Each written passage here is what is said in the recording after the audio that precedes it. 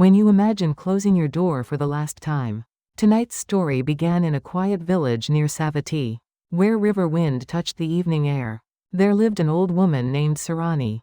She was 61. She sat at her doorway and listened to the wind. Inside her home were familiar bowls, cloth, and baskets.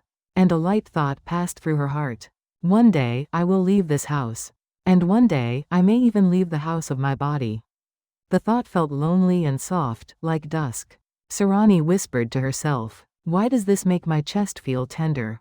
But if there is a day I close the door for the last time, what kind of face do I want to have?" A few days later, Sarani went to see the Buddha, who was staying near a forest. She bowed and spoke quietly.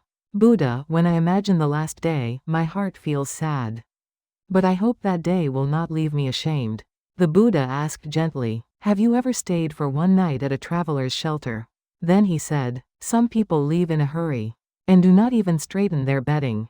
Others quietly tidy the space once before they go. Tidying does not mean you stay longer. It simply leaves a trace of gratitude.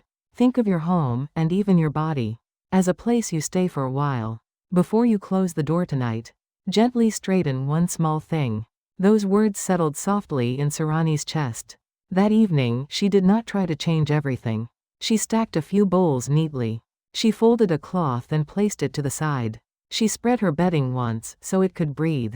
Before she turned off the lamp, she whispered inside, "Thank you. You worked hard today." If you also feel lonely when you think of the last day, you are not alone. Tonight, you do not need to hold the far end of life in your hands. You can simply tidy one small place before you rest. May that gentle gesture protect your heart and make your breath softer.